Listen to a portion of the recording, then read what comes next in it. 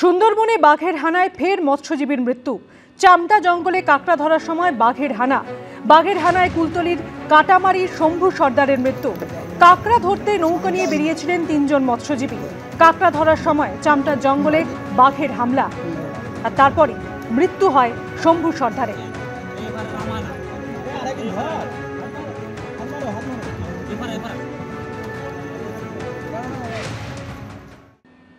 SIR আবহে বারুইপুর পুরসভায় তুমুল বিতর্ক।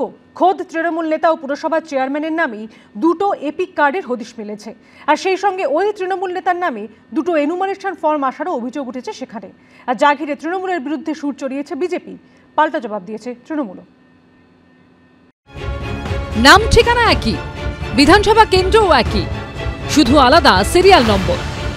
এসআইআর আবহে এবার দক্ষিণ 24 পরগনার তৃণমূল পরিচালিত বারুইপুর পুরসভার চেয়ারম্যান শক্তি রায়চৌধুরীর নামে দেখা গেল দুটি এপিক কার্ড। সেই সঙ্গে ওই তৃণমূল নেতার নামে 2টো এনুমারেশন ফর্মও এসেছে বলে অভিযোগ। শক্তি রায়চৌধুরী আছেন, যিনি বারুইপুর পৌরসভার পৌর প্রধান। হ্যাঁ, তার নামে কি 2টো এপিক কার্ড আছে? হ্যাঁ হ্যাঁ। এসআইআর ফর্ম কটা এসেছে ওনার নামে? ওনার নামে 2টোই এসেছে। মানে আপনারা 2টো পেয়েছেন? হ্যাঁ হ্যাঁ। তারপর 2টো এপিক কার্ডই এখনো লাইভ আছে? হ্যাঁ, একটা ডুপ্লিকেট বলে লিখে রেখেছি আর একটা দিয়েছি ওনার, ডবল এসছে। সূত্রের খবর, কিছুদিন আগে এসআইআর শুরু হতেই সামনে আসে এই ঘটনা, যেখানে দেখা যায় একের বেশি এপিক কার্ডে নাম রয়েছে তৃণমূল নেতা শক্তি রায়চৌধুরীর। যদিও এখন এতে বিজেপি এবং মোদী সরকারের চক্রান্ত দেখছেন তৃণমূলের এই পুরো চেয়ারম্যান।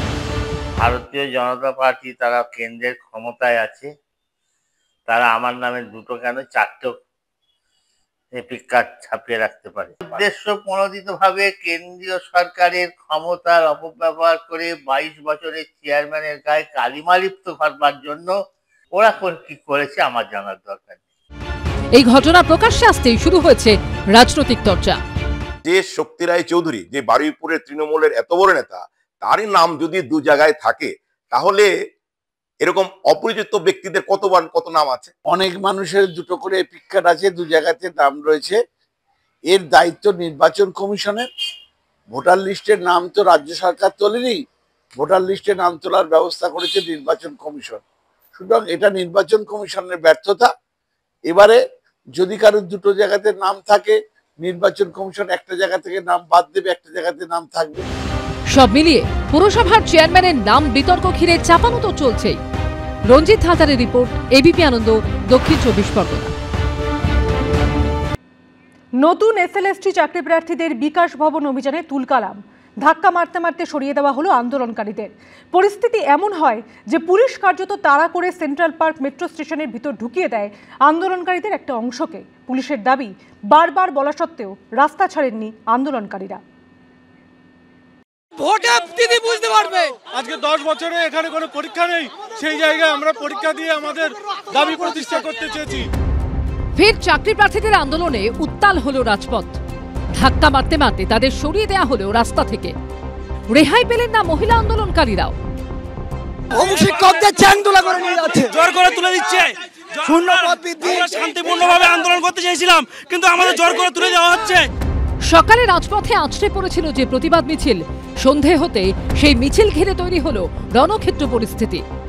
রাস্তার উপর তারা অবস্থান চালাচ্ছিলেন, তারা মিছিল করে বিকাশ ভবন অভিযানের ডাক দিয়েছিলেন, মিছিল করে বিকাশ ভবন যাওয়ার কথা ছিল তাদের। এরপর সন্ধ্যেবেলায় পুলিশ তাদের কিছুক্ষণ আগেই ডিসি বিধাননগর আলটিমেটাম দিয়ে দেয় যে আদালতের নির্দেশ রয়েছে, কোনোভাবেই রাস্তা আটকে রাখা যাবে না, এবং কোনো আইন শৃঙ্খলা পরিস্থিতির অবনতি হলে তাহলে পুলিশ আইনানুগ ব্যবস্থা নিতে পারবে।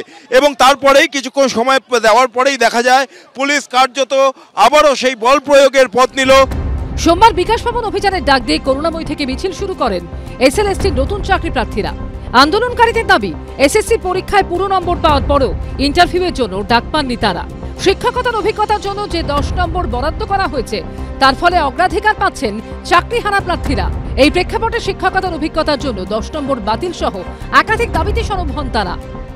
যে স্কুল সার্ভিস কমিশনের তালিকা প্রকাশিত হয়েছে শনিবার রাতে, তার 24 ঘন্টা পরেই আবার রাজপথ উত্তাল। 60 নম্বর লিখিত পরীক্ষা, 10 নম্বর, 70-এ 70 পেয়েছেন, কিন্তু তারা নামের তালিকায় তাদের নাম নেই, তারা ইন্টারভিউতে ডাক পাননি। এন্ট্রি লেভেল এক্সাম হয়, এখানে কি করে এক্সপিরিয়েন্স 10 নম্বর দেওয়া হতে থাকে? আমরা কি করে, আমার 26 বছর বয়স, আমি কোথায় 5 বছর এক্সপিরিয়েন্স পাবো? সেন্ট্রাল পার্কের সামনে পুলিশ মিছিল আটকালে রাস্তায় বসে পড়েন চাকরি প্রার্থীরা। আপনারা এখানেই দাঁড়িয়ে যান, আপনারা এখানেই দাঁড়িয়ে যাবেন। আন্দোলনকারীরা দাবি করেন তারা শিক্ষামন্ত্রী বা এসএসসির চেয়ারম্যানের সঙ্গে কথা বলতে চান এবং গোটা প্রক্রিয়ায় লাইভ স্ট্রিমিং চান। পুলিশ তাতে রাজি না হয় অবস্থানে অনড় থাকেন তারা। সন্ধে পর্যন্ত বারবার অনুরোধের পরও রাস্তা থেকে ওঠেননি আন্দোলনকারীরা। এরপরই সন্ধে 6:30 নাগাদ পুলিশ ধাক্কাধাক্কি শুরু করে। কার্যত তাড়া করে সেন্ট্রাল পার্ক মেট্রো স্টেশনের ভিতর ঢুকিয়ে দেয় আন্দোলনকারীদের একটা অংশকে। আমার পিছনে বিশাল পুলিশ বাহিনী কিভাবে মেট্রো স্টেশনের গেট আগলে তারা দাঁড়িয়ে রয়েছেন, যাতে কোনোভাবে একজন চাকরি প্রার্থী আন্দোলনকারীও তারা এই মেট্রো স্টেশনের বাইরে না যেতে পারেন। পুলিশ হচ্ছে রাজ্য সরকারের পুলিশ, চটি চাটা পুলিশ, দলদাস পুলিশ। আমরা শান্তিপূর্ণ অবস্থানে ছিলাম, কেন পুলিশ আমাদের গায়ে মেরে তুলে দিল? ওনারা বারবার এটা বলছিলেন যে আমরা আরো লোক আনবো। দেখুন, এরকম ভাবে বহু লোককে বিধাননগর এরিয়াতে বা কোনো জায়গাতে ওরকম ভাবে এনে তো জমায়েত করা যায় না। That is obviously a violation of the law. নতুন চাকরি প্রার্থীদের আন্দোলন নিয়ে রাজনৈতিক চর্চা চলছে। যে ফ্রেশার 60 নাম্বার পেলো, 60 পেলো পরীক্ষা দিয়ে, সে চাকরি পাবে না, ইন্টারভিউতে কল পাবে না। রাজ্য সরকার চলছে না, নাটক চলছে এটা। দেখুন, এই সরকার যতদিন থাকবে ততদিন পর্যন্ত কোনো চাকরি ঘুষ না ছাড়া হবে না। এসএসসি নতুনদের ক্ষেত্রে যে কথাটা আপনারা বলছেন, এসএসসি কাছ থেকে আমার কাছে কোনো এই মুহূর্তে তারা কোনো এসএসসির কাছে জমাও দিয়েছে কিনা কোনো ডেপুটেশন, তাও আমি জানি না।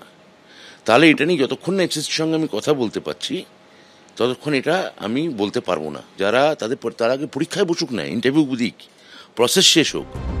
আন্দোলনকারীদের হুঁশিয়ারি, আগামী দিনে এই আন্দোলন আরো বৃহত্তর হবে। ব্রতদীপ ভট্টাচার্য ও কৃষ্ণেন্দু অধিকারী রিপোর্ট, এবিপি আনন্দ। কেউ ভারতে কাটিয়েছেন 5 বছর, কেউ তারও বেশি, কিন্তু এসআইআর শুরু হতেই বাংলাদেশে ফেরার ঢল নেমেছে। উত্তর 24 পরগনার স্বরূপনগরে দেখা গেল দেশে ফিরতে অপেক্ষা করছেন শয়ে শয়ে মানুষ। 2 সপ্তাহ হলো রাজ্যে এসআইআর এর কাজ শুরু হয়েছে, আর এই আবহেই দেখা গেছে বাংলাদেশে ফেরার হিড়িক। সীমান্তে ধরা পড়েছে বহু বাংলাদেশি, তবে সব ছাপিয়ে গেছে উত্তর 24 পরগনার স্বরূপনগরের এই ছবি। শিশু থেকে বৃদ্ধ বাংলাদেশে ফেরার জন্য অপেক্ষায় কয়েকশো মানুষ। এদের মধ্যে কেউ 5 বছর, কেউ 10 বছর ধরে অবৈধভাবে ভারতেই বসবাস করছিলেন। আমি তো 6.5 বছর, আমার ফ্যামিলি সব আছে। আমরা দালালের মধ্যে। কত টাকা করে দিতে হয়েছিল তখন? 3000 টাকা দিয়েছি। আর এখানে কি কাজ করতে? আমরা কাগজ কিনি। দেশভাগের পর নিজেদের ভিটে মাটি ছেড়ে ওপার বাংলা থেকে এপার বাংলায় চলে আসার এই ছবি ধরা পড়েছিল। তাতে ছিল অনেক যন্ত্রণা। ভারত থেকে বাংলাদেশে ফেরার হিড়িকের আবহে ভাইরাল হয়েছে এই ভিডিও, যেখানে দেখা যাচ্ছে শয়ে শয়ে মানুষ মাথায় বোঁচকা, হাতে জিনিসপত্র নিয়ে রাস্তা ধরে হেঁটে চলেছেন। তারপর এভাবে ভারত বাংলাদেশ হাকিমপুর সীমান্তে রাস্তার ধারে আশ্রয় নিচ্ছেন। এসেছিলাম বর্ডার দিয়ে, আর যাওয়া হয়নি। কত বছর আগে এসেছিলেন? মোটামুটি 3-4 বছর। কি কাজ করতে এখানে? অনলাইনে কাজ করতে, বাইকে র্যাপিডো হয়ে করতাম। প্রশাসন সূত্রে দাবি, এভাবেই প্রত্যেকদিন শয়ে শয়ে মানুষ বাংলাদেশ ফিরতে চাইছে। তাদের মধ্যে অনেককেই বিজেপির হাতে তুলে দিচ্ছে বিএসএফ। এখানে কত বছর ধরে আছো? এই 5 বছর। কোথায় ছিলে? আমরা ছাত্র। এরা যখন ভারত থেকে বাংলাদেশে ফিরে যেতে চাইছেন, তখন স্থানীয় তৃণমূল পরিচালিত পঞ্চায়েতের তরফে খাবার দিয়ে সাহায্য করতেও দেখা গেল। বর্ডার দিয়ে বিএসএফ পুশব্যাক করার জন্য বিএসএফ নিয়ে যাচ্ছে। আমি বাজার কমিটিকেও বলেছি যে তাদের খাবার দেওয়ার জন্য, বাচ্চাদের খাবার দেওয়ার জন্য তাদের সঙ্গে যেন কোনো দুর্ব্যবহার না করা হয়। তো আমরা প্রশাসনকে বলবো যে তাদের দেখভাল করার জন্য। এসআইআর চালু হতে যখন এই ছবিগুলি সামনে আসছে, তখন ফের অনুপ্রবেশ ইস্যুতে রাজ্য সরকারকে নিশানা করলেন শুভেন্দু অধিকারী।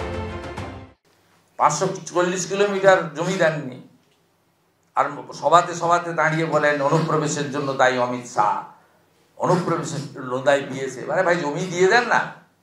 16 সাল থেকে রাজনাথ সিং লিখছেন, অমিত শাহজি নিজের নবান্নতে গিয়ে মিটিং করেছেন ইস্টার্ন জোনের, আপনার অফিসে গিয়ে মিটিং করেছেন, আপনার আপ্যায়ন গ্রহণ করেছেন, আমরা দেখেছি টিভিতে, মিডিয়াতে। আপনি জমি দিয়ে দেন, তারপরে যদি বেড়া না দেয় আমরা আপনার সঙ্গে আওয়াজ তুলবো যে বিএসএফ দায়ী। এসআইআর এর কাজ একদিন শেষ হবে, নতুন করে ভোটার তালিকা বের হবে, কিন্তু অনুপ্রবেশ সমস্যা কি মিটবে কোনোদিন? সমীরণ পাল ও উজ্জ্বল মুখোপাধ্যায়ের রিপোর্ট, এবিপি আনন্দ।